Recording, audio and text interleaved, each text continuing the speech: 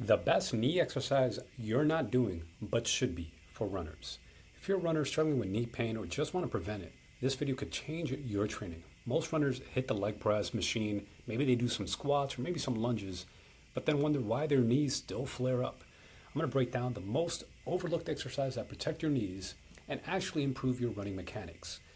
For you who are new to my page, my name is Dr. Ray Peralta. I'm a physical therapist and run coach, and I help runners get out of pain, improve their running speed, train for a marathon, and do that while not getting hurt. So, part one: why runners get knee pain. So, often some of the common issues are patellofemoral pain, IT band syndrome. It's usually from doing too much, too soon, or too fast. Right? Either they're trying to run too much mileage throughout the week, they're letting that mileage increase too much, or they're trying to increase their speed and doing too many speed workouts, a sudden increase in intensity. That could be an issue. Or they're just sometimes they're just desk workers who sit throughout the day, let their knee stiffen up, then try to do a bunch of running on the weekend, and then their knee flares up that way. Or they just don't do any strength training, right? It's often caused by lack of strength training, either in the quads, or they have weak quads, or hamstring, or glute activation, or rotational control, or so how the knee rotate actually.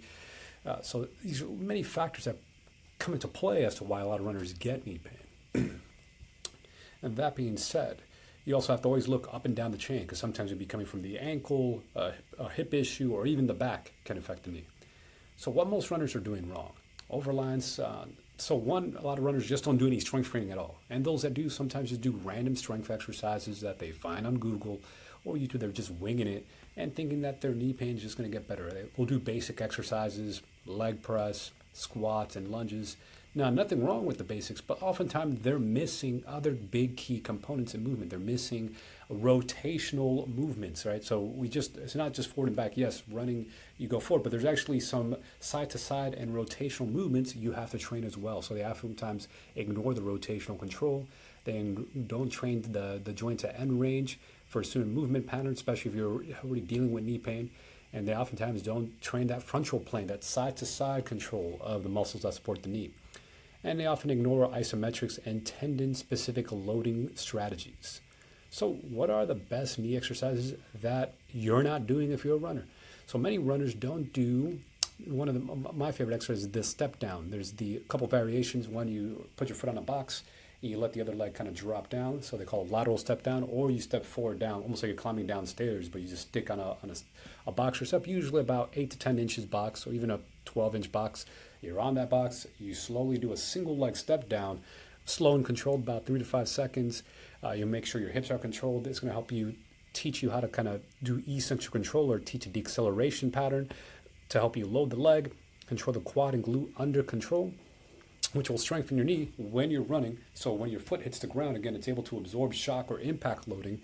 Because oftentimes, again, a lot of runners also fall into trouble because they're just not strong enough to handle the impact loading of running, which could be 3 to 5 times body weight, right? So if you're a 100-pound runner, that's 300 pounds of force going through your leg. The next exercise that a lot of runners don't do, lateral band walks. Put a band around your leg and you walk sideways.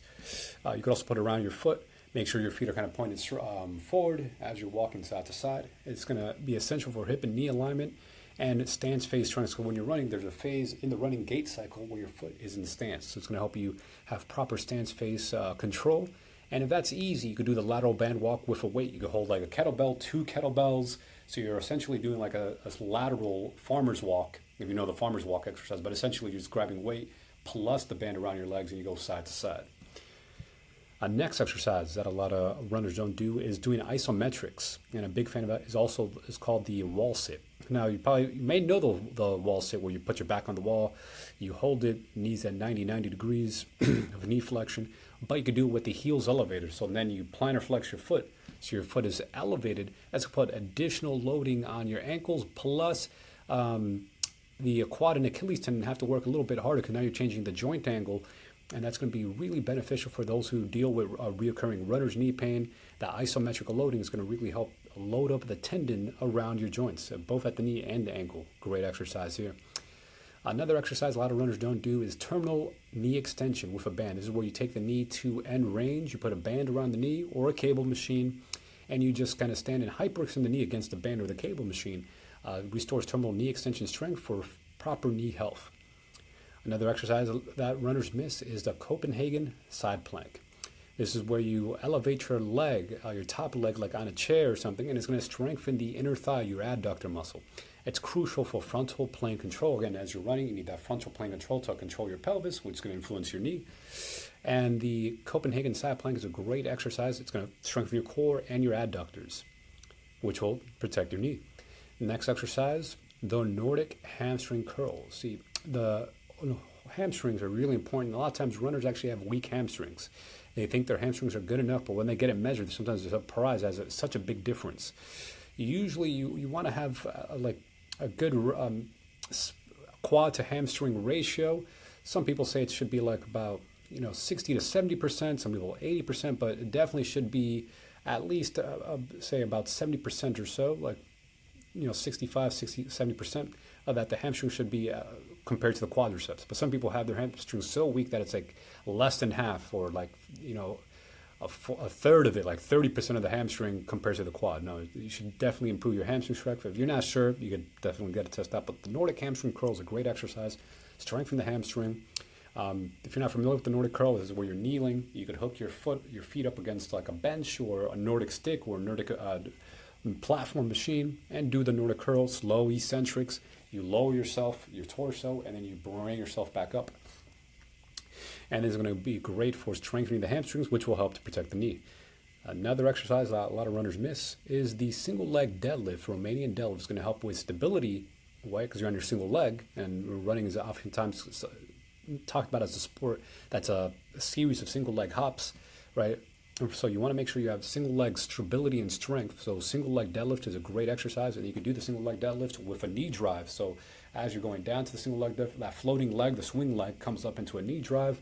It's great for running specific control and posterior chain engagement.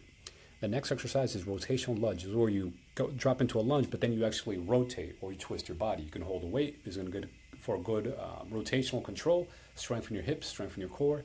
Often ignored by a lot of runners, and it's something to help build strength control and the different changes that helps your knee track better during real world conditions, right? Because when you're running, even though you think you're running on a straightaway, there might be some slight variations in the terrain which your body has to accommodate for, especially if you're running on a trail and uneven sidewalks or pavements.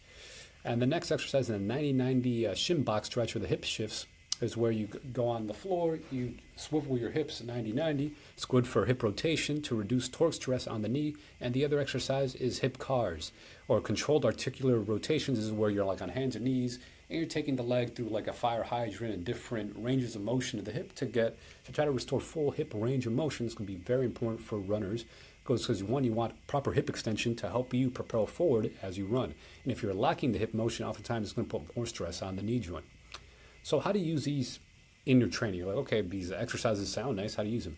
So for the strength exercises, right, things like the step down, the single leg deadlift, the hamstring curl, right, try to do them at least 2 to 3 times a week. You can do them after your runs or on, strength workout only. So for example, I like to do my strength workouts in the evening and get the run in the morning. So I might do the run in the morning, then in the evening do a dedicated strength workout. But other people, maybe they're shorter on time, so do the run and then do the strength workout right after.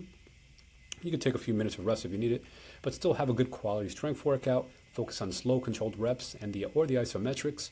And again, I usually recommend a single set to fatigue. You could do a warm-up set, but the working set, just take it to muscle failure. That's right. So if you're doing the step down, take it to a point of complete muscle failure, fatigue. All right. There's typically the 8 to 12 repetition range. If just body weight's too easy, you could do, for example, step down, hold the weight, do a weighted vest. If you're really advanced, you could do a barbell. All right. So be careful, of course, and do it within your ability level. And then with the isometrics, you can start with like a 10-second hold, 30-second hold, a minute hold, even a 2-minute hold. If the wall sit's way too easy, you could actually do the wall sit holding a weight in your hand, kettlebell, 45-pound plate, whatever's within your ability level, but you want to get to a point of muscle fatigue. So these are all great exercises to do. And then with mobility, with like the stretching, for example, the hip 90-90 stretch, you could do that daily, right? Spend 2 to 3 minutes daily stretching your hips out. And again, all these exercises should be, rotated into your training schedule, even if you have a busy schedule, because you want to train different planes of movement, which will help you build a more robust knee to make you a more athletic runner. So what to avoid? Don't push through sharp pain, right? If the pain's very severe, you're talking about, let's use a pain scale, 0 to 10. 0 to 3 is like a green light. About 4 to 6 is like a yellow light. But if we're going 7 to 10, that's a red light, right? So if you're hitting a red light, stop. You're hitting severe pain, 7 out of 10 or more, stop. If it's a yellow light, maybe you modify the exercise, or see, hey, do you change the range of motion? Maybe you're not going as deep with the step down or the rotational lunge. Maybe you have to modify because your knee really bothers you when you go in a lunge pattern. All right, but don't just rely on just the leg press machine alone. Yes, you can do the leg press, but don't just rely, I'm just going to do these generic basic exercises, or I'm going to skip strength exercise altogether because some of them may hurt, right? Some exercise, it's okay, you have some discomfort, as long as we talked about that pain scale, you're, let's say, a 5 out of 10 or below. And then another common mistake is that many people just skip mobility. So the stretching, for example, the hip stretching, they're like, I don't need that. That's not for me. I'm a runner. No, runners should still do the hip mobility. It's very important. Or doing like the tendon loading exercises where, you load up with the ankles elevated, putting more strain on the knee, or doing like a decline squat, or doing the step down squat on a decline board, because you still want to load up the tendon, or the kneeling, the Nordic curl. That's going to help load up the hamstring tendons. So don't let knee pain linger because you're doing just the regular generic exercises. These moves I shared with you, these 9 moves are what most runners overlook, but they're essential. So if you're looking for additional help, I dropped a free training down here in the comments, and it's going to help you walk through my athletic runner method to help you run pain-free.